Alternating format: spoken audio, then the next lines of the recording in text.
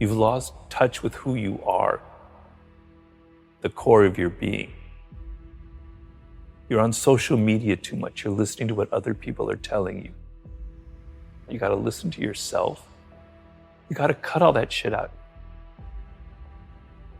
You have to look at the things that you love and the things that you hate. So what you don't like is very instructive to you, right?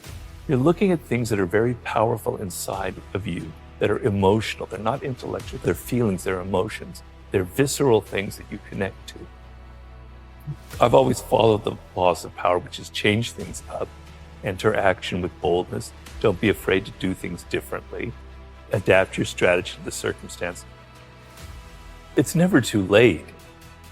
The earlier you figure it out, the better off you are. But it can happen later in life. Now, I figured out at an early age that I wanted to write. I didn't know what I wanted to write, but I loved words and I loved writing. And if I didn't have that connection when I was 8 years old, all the way into high school and college, I would have been a lost soul. And I empathize with a lot of people who don't have that feeling when they're 8 or 18 or in their 20s. But I'm trying to tell people everybody has it. You're just not listening to yourself. You've lost touch with who you are. There are 5 forms of intelligence. We normally associate intelligence with intellectuals, with Noam Chomsky, with Albert Einstein. No, intelligence comes in all forms. Working with your hands is a form of intelligence. A carpenter has a high form of intelligence. People who are sports, who athletically use their body, that's another form of intelligence. There's music, there's math, there's language. You have one of these frames of mind. By the way your brain is wired, you are inclined towards one of them. Figure that out. You've got to be a bit bold. You have to embrace what makes you different. It takes time. To do anything in life takes time and hours and patience and work. So I like to tell people to go back to their earliest childhood memories of things that really excited them before they got mixed up with parents, teachers, and all that, other people telling them stuff, you know? You gotta cut all that shit out.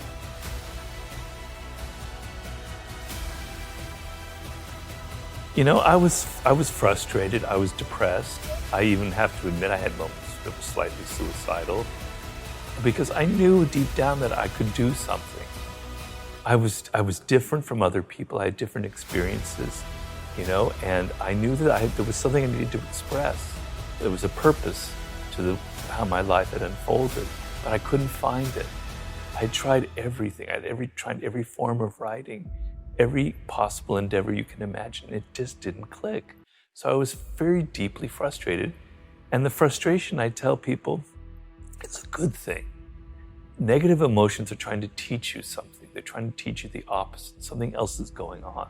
Frustration, what would be worse than frustration would be despair, giving up. No hope, but frustration is a sign that you haven't given up. You know you can do something, but you haven't figured it out. So when you have those kind of feelings, look at them and there's something positive in that. So I knew that there was something I was meant to do. I just couldn't figure it out when.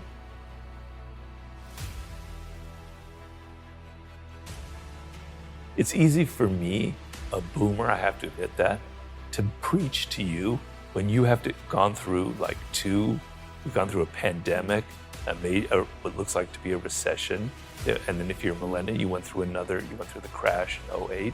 It's easy for me to preach. You're dealing with really difficult circumstances.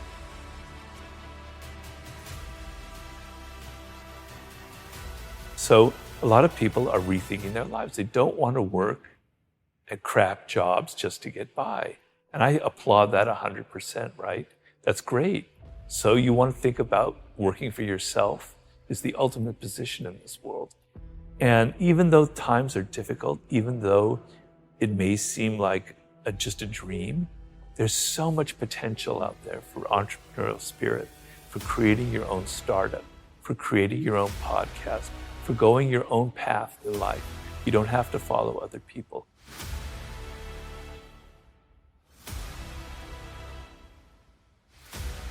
It's not like it was when I was growing up. There were things that were better back then. There are things that were a lot worse, right? You have so many more options. It's just that you're not going to reach them. You're not going to be happy in this short time that you have to be alive unless you take it seriously and still have some fun and adventure and excitement. You got to listen to yourself. You have to embrace what makes you different.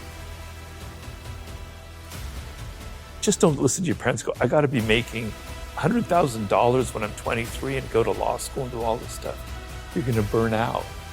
So kind of understand I guess the main thing I would say is know who you are, know what you're, deep down your core, what you love, what you hate, and what you were destined to create in this world. That's like the most important process to go through. Everybody has that potential. But I know it doesn't come easy. It's a process and you have to be patient, but you have to put in the work. But another skill that you cannot ignore is the social. We're social animals. And there are a lot of people in life who ignore that because they're shy. And I was very shy as a young man. I was mostly quite introverted as well. Because they're shy, they just simply lean on their own strength, which is learning something really well, learning math or learning algorithms or learning how to write, etc. And they ignore the social because they're afraid of it. But you cannot get ahead in this world as a social animal, dependent on other people in every aspect of life, unless you treat that as another skill as well.